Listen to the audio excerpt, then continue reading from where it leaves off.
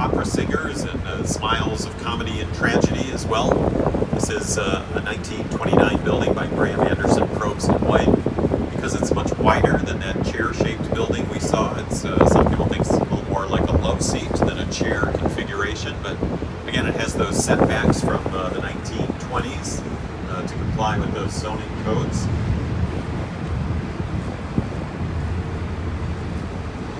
And these limestone covered buildings, much of the limestone in Chicago comes from next door in Indiana, from quarries outside of Bloomington. It's called Bedford Limestone.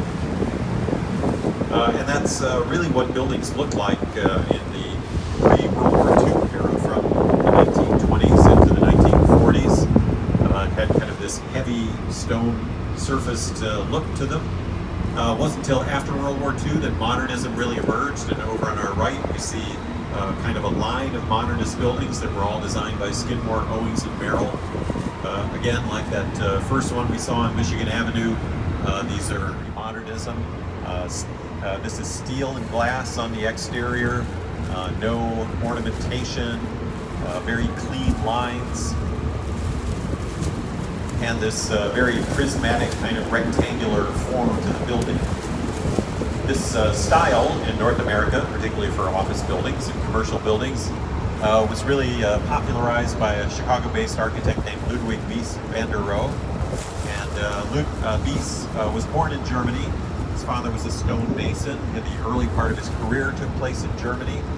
And he, before that school was closed by the Nazis. In the late 1930s, he emigrated to Chicago and headed up the architecture program at the Illinois Institute of Technology, a program that he led for about 20 years. And he spent the last 10 years of his life focusing on his private practice, opening up more of his buildings in Chicago than any place else in the world as a result. And on our right, in terms of Skidmore's view of modernism, they started to use concrete to replace steel as a structural material. So you see a concrete exterior painted white and gray. This has really taken over the construction field for super tall buildings today. Almost every super tall building constructed today now is supported with concrete. It's really one of the great areas of technology innovation. Higher strength concrete is being developed all the time. And just past a huge gray stone wall that has a mural painted on it. There's a bright red rectangle about 2/3 of the way up. When you look at it, the mural is a map of the Chicago River and the street grid downtown. That bright red rectangle is the footprint of this building, the one that we're going by right now. So you can see exactly where we are along the course of the river and where we are downtown. And this is a fairly generic modernist building from the 1970s, but it was acquired by some developers in the 2000s who wanted to jazz it up a little bit. And as many people have commented, one way to put your building on the map is to put a map on your building. So that's what they did, and it attracted enough attention that they were able to lease it up and make it economically viable again. Over on our right, it's built in two phases. This brick 5 or 6 story facade is the older portion from 1921. And 11 years later, that was completely surrounded and engulfed by a limestone covered addition in 1932. They were both designed by Graham Anderson, Probst and White. This was the largest post office in the world when it was completed. Not just Montgomery Ward, but the Sears Roebuck catalog and the Spiegel's catalog and many others.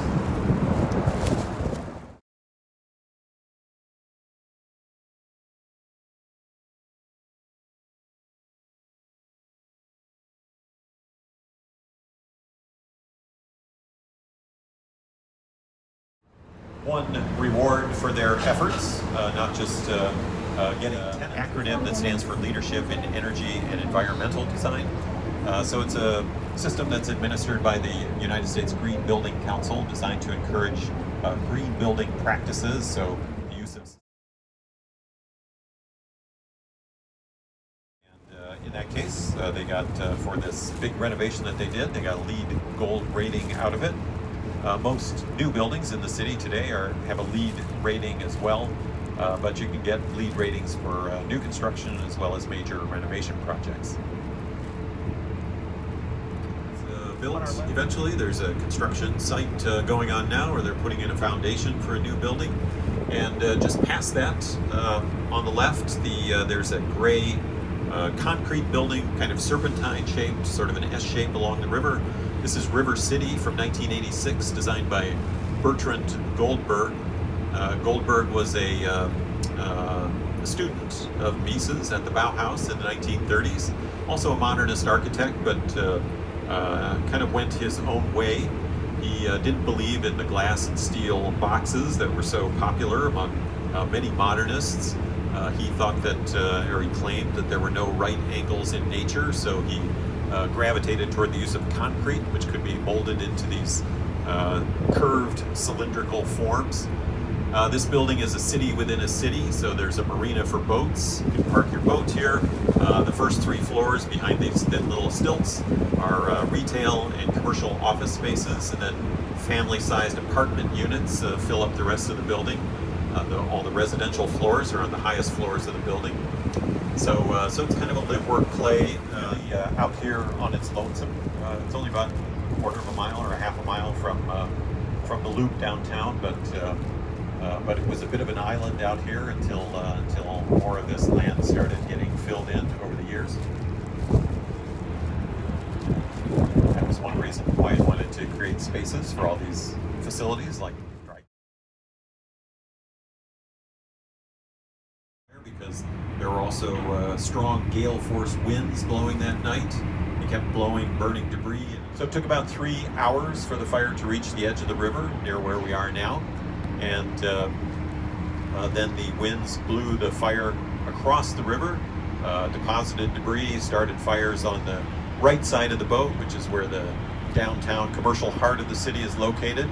The winds pushed the fire all the way to the shoreline of Lake Michigan, which is about 3/4 of a mile or a kilometer away from here. And then it pushed the fire north of the river, the main branch where we boarded the boat initially, jumped across the river a second time and started fires on the north side. And then it burned all the way through the north side up to what was then the northern end of the city at the edge of Lincoln Park. So that's about 4 miles or 6 kilometers from here. So an enormous area was burned. It took a day and a half until the fire was finally extinguished. More than 17,000 buildings were destroyed. About 100,000 people, that was a third of the city's population, became homeless overnight. Somewhat surprisingly, only about 300 cars. Major setback for Chicago, but the city organized relief and rebuilding efforts right away. It took about 2 years to completely reconstruct the downtown business district. And over the next 20 years, the population of Chicago continued to grow. It was about 300,000 people in 1870. 20 years later, in 1890, it was over 1 million people and had become the second largest city in the country. During this period of time, laborers, engineers, architects came into the city from all over the country to participate in this enormous reconstruction project. They collectively formed a generation of architects that developed the world's first skyscraper in Chicago, the first metal-framed high-rise building, which in 1885 was only 10 stories tall, the home insurance building. But the climax of the skyscraper building era in Chicago is visible directly in front of us, this tall, dark building, partially in the clouds, with the white rabbit ear antennas above it. That's the Willis Tower today, originally the Sears Tower, and that was built in 1974.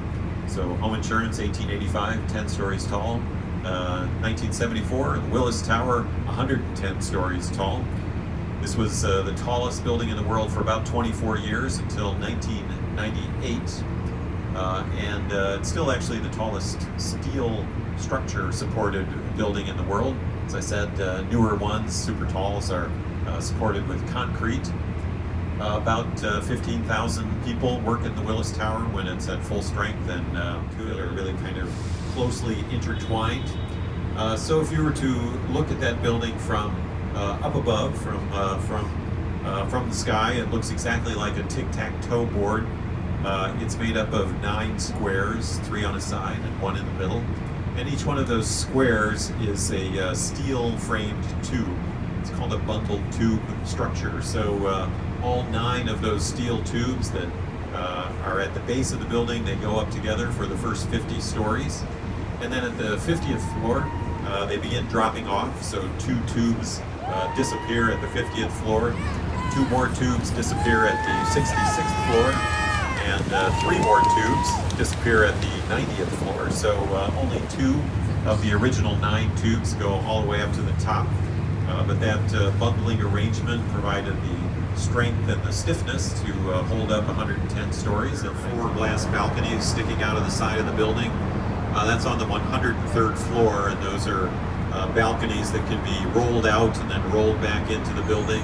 It's part of an attraction called the Ledge, so you can, if you're on the observatory up there, you can step out onto those balconies. They have glass floors in them, and then you can look down 103 floors below to the streets and sidewalks underneath you. A bit of a vertigo experience for some, very exciting for others. Built above active railroad tracks. These are all passenger lines today of commuter trains and Amtrak service that comes into the downtown part of Chicago. And it wasn't until the 1920s that the idea of air rights was perfected or created, I guess, as a legal concept. So the rail companies, of course, own the land that the rail to lease or sell the right to construct it. It doesn't rest on the land. So all of these buildings sit on stilts in a way. And it's thanks to these air rights that we're able to fill in this part of the fabric of the city that was really the Chicago Cup Steakhouse is on the ground level, a restaurant here. This is another LEED Platinum building.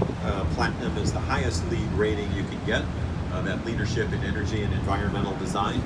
And one of the unique features they incorporated in this building was a system to pull in water from the Chicago River to circulate through their air conditioning and their irrigation system for the river in a little bit cleaner condition than it was when they took it out. The distinctive gold pinnacle on the rooftop. This is, today it's known as the Pendry Hotel Chicago, or the Pendry Chicago Hotel.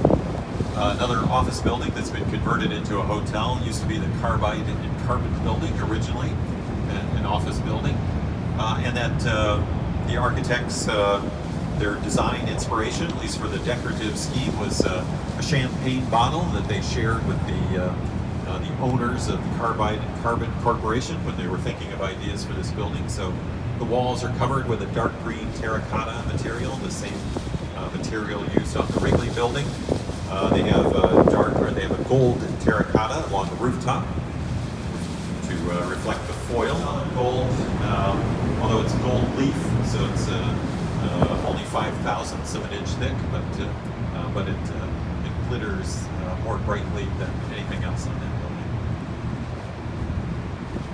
And they also have now a rooftop space, public space for drinking and dining, called the Chateau Carbide, so you can go up and spend some time on the rooftop of that building.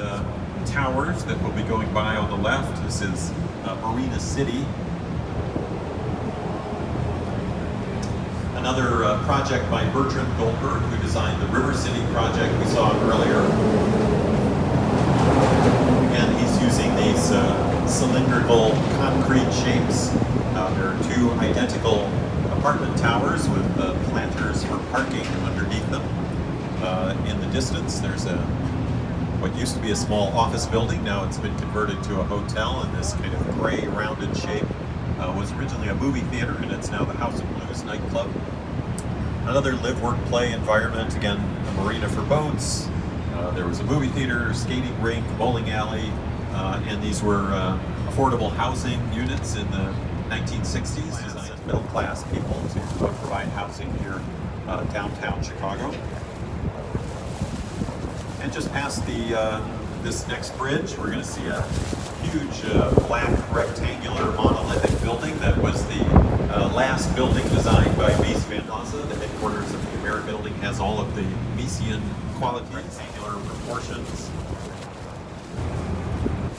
It's also painted black, as many of his buildings are, and his grandson, also an architect, Dirk Lohan, once asked him why he painted his buildings black. And he was told that when Willis first came to Chicago in the 1930s and 1940s, he looked around and saw that all of the buildings in the city eventually slowly turned black. Because by Skidmore, Owings and Merrill, Adrian Smith was the lead designer. Second tallest building in Chicago now.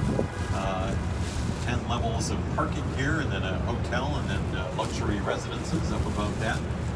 Again, on the exterior, you see these this kind of brushed stainless steel covering these huge columns along the water.